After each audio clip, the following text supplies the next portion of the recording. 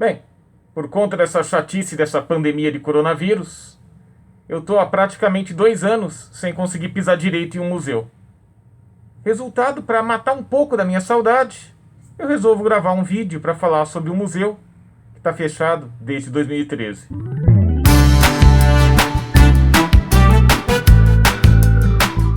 O Museu de Ipiranga, fechado para reforma em 2013, é o mais antigo museu da cidade de São Paulo. É um museu voltado para falar sobre a independência do Brasil. Só que muito mais importante do que lembrar que ele é conhecido como Museu de Ipiranga, é lembrar que o nome oficial do Museu de Ipiranga é Museu Paulista. E na verdade, o que faz o Museu Paulista é tentar falar, é tentar demonstrar que a independência do Brasil está ligada a São Paulo. Não é à toa que é um museu próximo do rio Ipiranga, onde Dom Pedro I gritou independência ou morte. E mais do que isso, onde os ossos de Dom Pedro I e de suas esposas, perto do museu, estão enterrados, no mesmo parque em que fica o museu. Bem perto de onde corre hoje o rio Ipiranga, todo canalizado. Logo que você entra no museu, se você entrasse no museu em 2013 pelo menos, a primeira coisa que você veria, se você entrasse pela porta principal, seria uma escadaria e uma estátua de Dom Pedro I de frente. Ao subir a escadaria principal, logo na sala central se encontra a mais famosa obra do museu, o quadro Independência ou Morte de Pedro Américo. E realmente se encontra no presente, porque por mais que ele estivesse lá em 2013, ele ainda está lá agora, em 2021, em meio à reforma, porque o quadro é tão grande, mas tão grande, que não pôde ser retirado e teve que ser restaurado dentro do museu em reforma. E esse quadro monta toda essa narrativa heróica de como foi o Grito de Ipiranga e, portanto, de como foi a independência do Brasil. Só que esse quadro também faz parte de toda uma narrativa que coloca São Paulo como ponto central da independência do Brasil.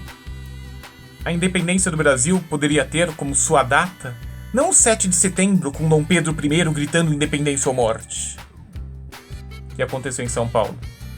Poderia ter como data, alguns dias antes, com a Maria Leopoldina escrevendo as cartas para Dom Pedro I, dizendo que não queria mais obedecer Portugal. A data da independência do Brasil poderia ser quando finalmente as tropas portuguesas foram derrotadas na Bahia, algum tempo depois.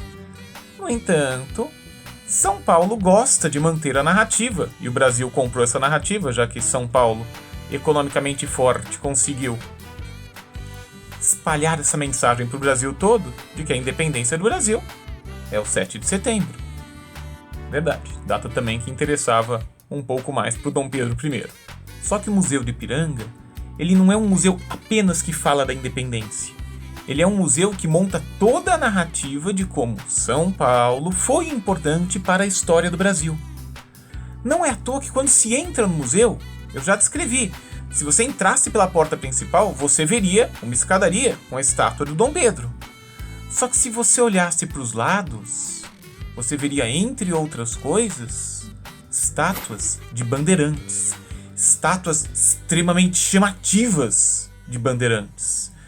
Bandeirantes retratados da maneira mais heróica. Aqueles bandeirantes que desbravaram o interior do Brasil e, graças a eles, o Brasil tem hoje esse tamanho imenso que tem. É a narrativa de São Paulo, é a narrativa que o museu fazia bem. É a narrativa que interessa para os paulistas, não é à toa que esse é o Museu Paulista. Se, ao entrarmos no museu, pelo menos em 2013, quando se entrava no museu, se ao invés de subir, quem entrava descia, ia encontrar no primeiro subsolo a grande riqueza que o ouro trouxe para o Brasil e para Portugal.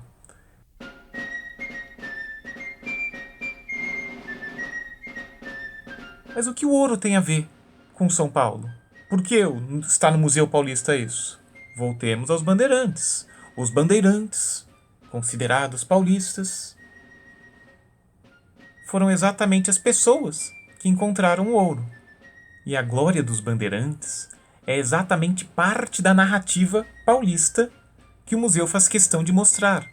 Entre as obras do museu, entre as pinturas que o museu mostra, estão bandeirantes. Não só nas estátuas que são encontradas na entrada, como também, por exemplo, na famosa pintura de Benedito Calixto de Domingos Jorge Velho, e ao fundo do lugar-tenente Antônio Fernandes Abreu.